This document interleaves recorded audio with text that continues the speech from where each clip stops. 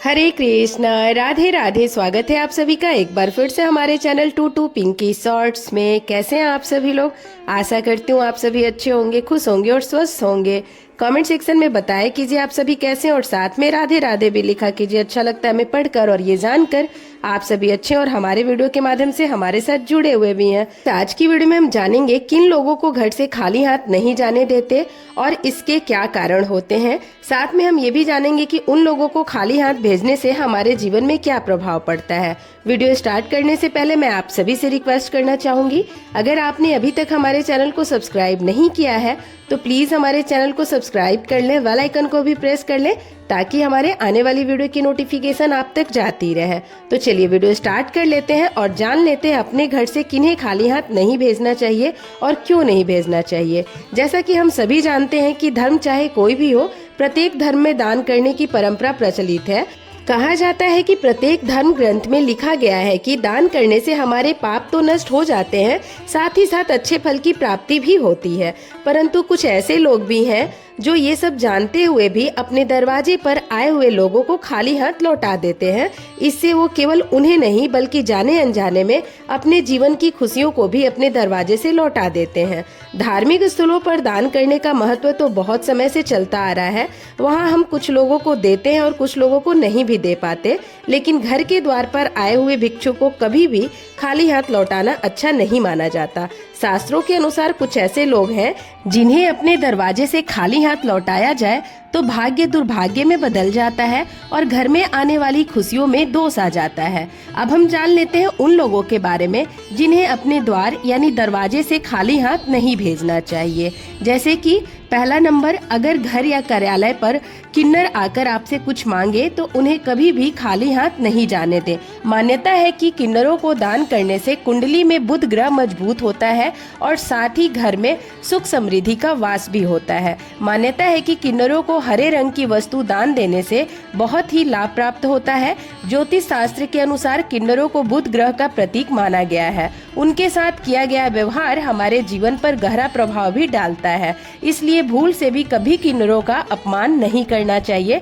यदि आप उन्हें दान नहीं देना चाहते तो ना दें, लेकिन उन्हें अपशब्द भी ना कहें। धार्मिक मान्यता यह भी है कि अगर किन्नरों को हरे रंग के वस्त्र या फिर हरे रंग की कोई भी वस्तु दान की जाए तो यह अत्यंत ही शुभ होता है। किन्नरों को दान देने से जीवन में सुख समृद्धि आती है, लेकिन इनका अपमान करने से बुध ग्रह खराब होता है और कई तरह की मानसिक और शारीरिक दिक्कतों का सामना करना पड़ सकता है। नंबर 2, कोई लाचार व्यक्ति मदद के लिए आपके घर के दरवाजे पर आए तो उसकी मदद जरूर करें। ज्योतिष शास्त्र के अनुसार ऐसे लोग शनि राहु के प्रतीक होते हैं, जिन्हें दान करने से क्रूर ग्रहों के प्रकोप से बचा जाता है। ज्योतिष शास्त्र में बताया गया है कि कुंडली में शनि दोष हो तो जीवन में दुख तकलीफें लगी ही रहती हैं, लेकिन कई बार ऐसा भी होता है कि हम जीवन में सब कुछ सही कर रहे होते हैं, उसके बावजूद भी जीवन में दुख तकलीफें कम होने का नाम ही नहीं लेती। तो इस बात पर ध्यान दें कि कहीं आप या आपके घर से कोई और सदस्य किसी जरूरतमंद को खाली हाथ तो नहीं लौटा देते हैं। अपने दरवाजे पर आए वैसे लोग जो जरूरतमंद भी हो और दिव्यांग भी हो, ऐसे लोगों को कभी भी खाली हाथ ना लौटाएं, क्योंकि दिव्यांग जनों को राहु और शनि देव का प्रतीक माना गया है। यही वजह है कि इन जातकों को कभी भी खाली हाथ अपने दरवाजे से नहीं लौटाना चाहिए। नंबर 3, अक्सर ऐसा देखा गया है कि दरवाजे या फिर कहीं भी भीख मांग रहे लोगों को लोग दूध काट देते हैं या फिर 4 बातें सुना देते हैं। लेकिन धर्मशास्त्र की माने तो आप किसी को दान करें या ना करें, लेकिन उसे दुत्कारना बिल्कुल भी नहीं चाहिए। मान्यता है कि ऐसा करने से हमारे संचित पुण्य भी नष्ट हो जाते हैं। इसलिए धर्मशास्त्रों के अनुसार कभी भी अपने दरवाजे से किसी मांगने वाले को खाली हाथ ना लौटाएं। यथाशक्ति जो भी हो सके वह दान करें। यदि नहीं कर सकते तो हाथ जोड़े, उन्हें कभी भी दुत्कारे नहीं। नंबर 4, ज्योतिष शास्त्र के अनुसार अगर कभी भी आपके दरवाजे पर कोई संत महात्मा आए तो उनके साथ हमेशा ही शालीन व्यवहार करें। उनसे यदि कुछ ज्ञान प्राप्त करना चाहते हैं तो जरूर प्राप्त करें, या फिर यथाशक्ति जो भी हो सके उन्हें सम्मान स्वरूप दान करें और चरण स्पर्श करें, उनका आशीर्वाद प्राप्त करें। इन्हें खाली हाथ न लौटाएं अपने दरवाजे से। मान्यता है कि अगर किसी के दरवाजे से कोई भी संत महात्मा खाली हाथ जाते हैं तो उनके जीवन में सिवाय दुख तकलीफों के कुछ भी हाथ नहीं आता। इसलिए संत महात्मा को भी कभी भी खाली हाथ ना लौटाएं। अब हम जान लेते हैं उन चीजों को जिनके करने से हमें मुसीबतों का सामना करना पड़ सकता है। वास्तु शास्त्र के अनुसार हमें कभी भी शाम के समय रुपए पैसे का लेन देन नहीं करना चाहिए। सूर्यास्त के बाद न तो किसी को उधार रुपया दे और न ही किसी से कर्ज ले।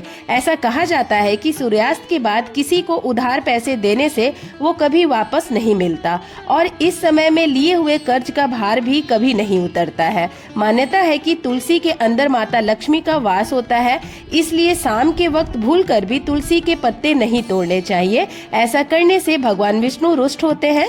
शाम के समय तुलसी के पत्ते तोड़ने से रोग और आर्थिक तंगी जैसी समस्याएं इंसान को घेरी रहती है। शाम के समय तुलसी जी के पास घी का दीपक प्रज्वलित करें। वास्तु शास्त्र के अनुसार सूर्यास्त के बाद घर में भूलकर भी झाड़ू नहीं लगानी चाहिए। शाम के समय घर में झाड़ू लगाने से माता लक्ष्मी नाराज हो जाती हैं, जिसका असर इंसान की आर्थिक स्थिति पर पड़ता है। अगर किसी कारणवश आपको घर में झाड़ू लगानी पड़े तो समेटा हुआ कचरा घर से बाहर ना निकालें, ना ही फेंके। उसे इकट्ठा कर दें और अगले दिन सूर्योदय होने के बाद घर से बाहर फेंके या निकालें। और शाम के समय घर का मुख्य द्वार थोड़ी देर के लिए खुला रखें। ऐसा कहा जाता है कि सूर्यास्त के बाद घर के मुख्य द्वार को बंद नहीं रखना चाहिए। ऐसी मान्यता है कि यही वक्त होता है जब माता लक्ष्मी हमारे घर में प्रवेश करती। इसलिए शाम के समय अगर घर का मुख्य द्वार बंद होगा तो माँ लक्ष्मी प्रवेश नहीं कर पाएंगी। वास्तु शास्त्र के अनुसार सूर्य डूबने के बाद घर में कभी लड़ाई झगड़ा नहीं करना चाहिए। इससे माता लक्ष्मी रुष्ट हो जाती हैं। ऐसा करने पर घर को कंगाली गरीबी घेरने लग जाती है। अगर शाम के समय आपके दरवाजे पर कोई गरीब आदमी आए तो उसे कभी खाली हाथ ना लौटाएं और बड़े बुजुर्गों के अनुसार सुबह उठते ही अपने इष्ट देव या भगवान का ध्यान करना चाहिए। भूलकर भी किसी गांव या शहर का नाम नहीं लेना चाहिए। ऐसा मानते हैं कि कुछ नाम अनजाने में लिए जाने पर प्रतिकूल फल देते हैं, इसलिए आप सुबह उठते ही ईश्वर भगवान या तीर्थ स्थल का ध्यान करें और सुबह उठकर भूलकर भी वानर या बंदर शब्द का प्रयोग नहीं करना चाहिए। रामचरितमानस के सुंदर कांड में हनुमान जी कहते हैं कि प्रातः लेई जो नाम हमारा, ते ही दिन ताही न मिले आहारा। अर्थात मैं जिस कुल से यानी वानर कुल से हूँ, अगर सुबह सुबह उसका नाम ले लेता है तो उस दिन उसको भोजन भी मुश्किल से मिलता है। इसलिए सुबह बिना अन्न जल ग्रहण किए वानर नाम नहीं लेना चाहिए। और अगर आप किसी जरूरी काम से सुबह सुबह बाहर जा रहे हैं तो कुछ न कुछ घर से खाकर जरूर निकलें। बड़े बुजुर्गों का मानना है कि बहुत बार ऐसा संयोग बनता है कि हम पूरे दिन भूखे रह जाते हैं। घर से बाहर जाते वक्त दही भी आप खा सकते हैं। आशा करती हूँ मेरे वीडियो के माध्यम से बताई गई जानकारी आप सभी के लिए यूजफुल होगी। वीडियो अच्छी लगी हो तो वीडियो को लाइक, कमेंट एंड शेयर करना बिल्कुल भी नहीं भूलिएगा। मैं एक बार फिर से आप सभी से रिक्वेस्ट करना चाहूंगी, अगर आपने अभी तक हमारे चैनल को सब्सक्राइब नहीं किया है तो प्लीज हमारे चैनल को सब्सक्राइब कर लें, बेल आइकन को भी प्रेस कर लें ताकि हमारे आने वाली वीडियो की नोटिफिकेशन आप तक जाती रहे। हमारे वीडियो में लास्ट तक बने रहने के लिए आप सभी का दिल से धन्यवाद। अब मैं आप सभी से विदा लेना चाहूंगी। मिलती हूँ अगली वीडियो में और भी नई जानकारी के साथ। तब तक के लिए आप सभी को राधे राधे, जय श्री राधे।